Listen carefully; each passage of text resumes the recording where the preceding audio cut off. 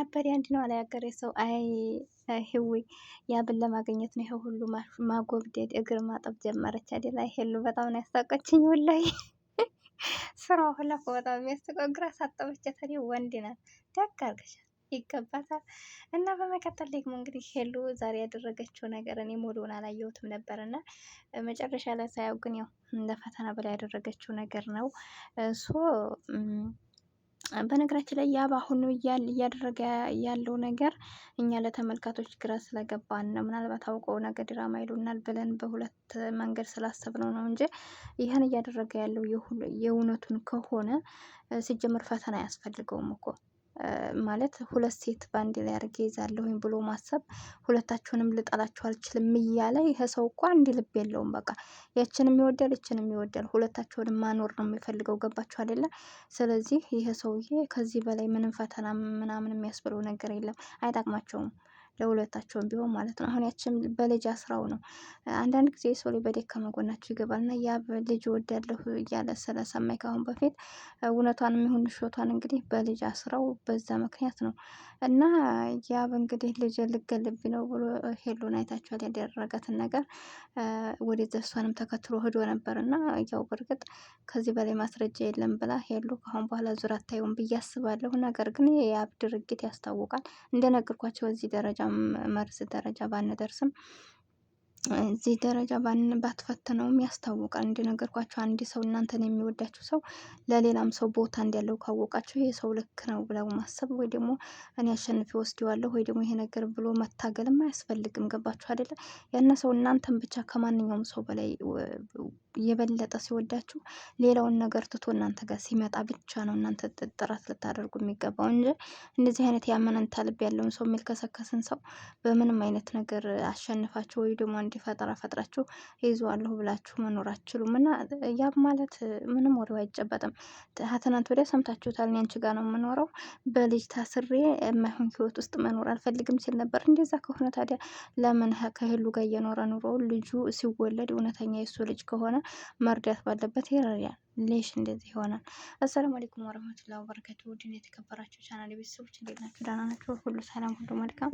እኔ ያለሁ አልሐምዱሊላህ። ለቻናል አዲስ ከሆናችሁ ላይክ፣ ሼር፣ ሰብ እያደረጋችሁ አበረታቱኝ። ከጎን የሆናችሁ ሀሳብ አስተያየት በመስጠት እዚህ ስራ ደረሳችሁኝ ካላህ በታይ ሁላችሁንም አመሰግናለሁ።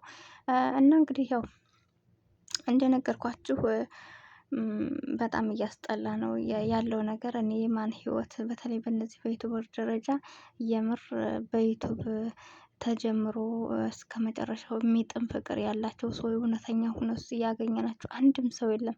ለምን እንደው አላውቅም። ይሄ ሚዲያ የነካው ትዳር ጭራሽ አይበረክትም። እኔ እንዴት እንደው አላውቅም። እና እንደው እስኪ ሚዲያ ላይ ወጥተው ትዳራቸው አምሮ እስከ መጨረሻው ምንም ነገር ሳይፈጠርባቸው የኖሩ ሰዎችን ንገሩኝ። ወይ ደግሞ ሳይለያዩ ወይ ደግሞ በመሀላቸው ወንድና ሴት ሳያስገቡ የኖሩ እንደው ሰላማዊ ህይወት አይታችኋል? ሱብሃንአላህ። እውነትም እንደው ለገንዘብ እየተባለ በቃ ሰው እንደው የሚገርማቸው ነገር እኮ ማለት ነው። አሁን እኮ ድሮ የጀመሩት ምናምን እኮ ቢሆን ችግር የለውም፣ ግን አሁንም ተዋውቀው እንደዛው እስካሁን ስንት ዩቲዩበሮች ናቸው እንደው ስንት የምናውቃቸው አሁን የጠፉ ራሱ በፊት እነ ፈኪያ እነ አህሙ እነ ነባ፣ ሌላ ደግሞ ማን ነበር ስሙ ከነ ፈኪያን አንድ ሰሞን የሀገሬ ልጅ ነው ብላ ያመጣችው። አረ ስንት ሰው እንዲሁ ላይ ስንት ሰዎች በቃ እነ ቲና ምናምን እንዲሁ የሌለ ዩቱበር የለም። ወላሂ በጣም የጠፋሁት ዩቱበሮች አሉ አሁን ላይ በጣም ብዙ በቃ የረሳናቸው ማለት ነው። ጆሲ ሴት ገብቶ ነው እያልኩ ነበር ባለፈው።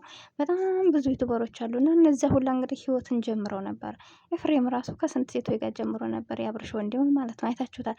አሁን ላይ ግን እርግፍ አድርጎ ትቶ በቃ ኖርማል እየኖረ ነው እና በጣም ያስጠላ። በቃ ጭራሽ ብለው ተለያይተው ነው ቁጭ የሚሉት። እና እኔ ስንት ሰው በእነ ሄሉ ህይወት ስትወስዱ እነ ትንሱን ስትወስዱ እና ላዛር ምናምን እንደው ተመልከቱ። እስካሁን ድረስ ልጅ ተወልዲያ እንኳን ደግሞ እንትን ያላለ ህጻን ልጅ እያንከራተቱ ወዲህ ማለት ነው። እና ሱብሃንአላህ እኔ አላቅም ወላሂ ይሄ ገንዘብ ምን እንዲያደርጋቸው እንደሆነ አላቅምና የሰው ላይ በጉልበቱ ሰርቶ መብላት ካቃተው በዚህ ልክ ነው። ከዚህም በላይ እንወርድ ያለን እውነቴን ነው የምነግራቸው። ዩቱብ ማለት ያው ቪዲዮ ቀርጸው ያገኟትን በልተው ምን ብለው ባለቻቸው በሚሰሯት ግማሿን ሴፍ አድርገው ግማሿን አጥፍተው ነው እንግዲህ የሚያደርጉት ነገር የወጣ ነገር ክብራቸውን ሁሉን ነገር ጥለውና በዚህም የመጣ ትዳርና እንትን ስለሆነ መሰለኝ እንዲ ወላሂ የአንድ ዩቱበር እንዲ ደስተኛ ሆኖ የሚኖር ሰው አይታችሁ ከሆነ እስኪ ኮመንት አስቀምጦልኝ እንዲሁ ከሌ የምትሉት ሰው ካለ ማለት ነው። እና እንዲሁ በጣም ያስጠላል። በቃ እና አንዳንድ ጊዜ ይሄ ዝም ብሎ የወጣ ነገሮችን ከምንሰራ እንዲሁ በጉልበታችን የምንሰራ ሰዎች አልሐምድሊላ በሉ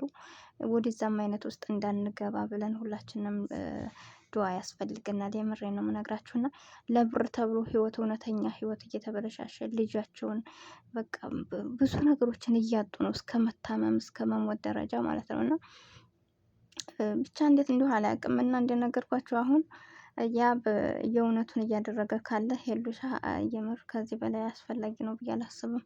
ለምንድን ነው ለምን በዚህ የተሰራው ጠንቀር ብሎ አይቀርም። ግን እኔ ሳስበው እንደው ነገ ጧት ፕራንክ ነው ሊሉን ነው። ምንም አልገባንም። በቃ ሁኔታቸው ለማተው ግን እኔ ያሳቀች ነገር እግር ያሳጠበች ነገር መቼም ማረሳትም ወላሂ ኮቻና ያተፈረች ሱብሃንአላህ እግር አሳጠበቻት እና ብቻ ያስቃል።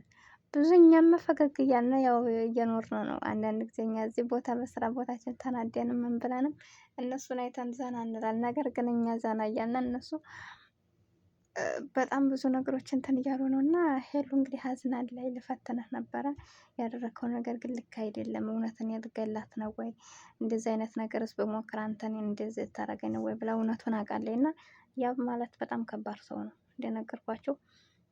የእውነት ከሆነ አይረባትም ሄሉ ከዚህ ህይወት ብትወጣ ነው የሚሻላት ብዬ አስባለሁ። አያስፈልግም ባካችሁ መቋሰል። የእውነት እንደዚህ እየሆነ ያለ አሁን እኛ ከካሜራ ጀርባ እውነቷን እየተናደደ ይሆናል። ከዚህ በላይ ብዙ ነገሮች ይሰማታል እና በጣም ያስጠላል። ስለዚህ ያብ ግን ከሄሉ በላይ እኛም አምነን ነበረ። የእውነት ተመለስክ ብለን የእውነት ሰው ነህ ብለን ነበር ያመንህ። ግን ደግሞ የሰው ላይ በጣም ከባድ ነው። ላው ሌላ ውስጡ ሌላ ሱብሃንአላህ አላህ ይጠብቀን።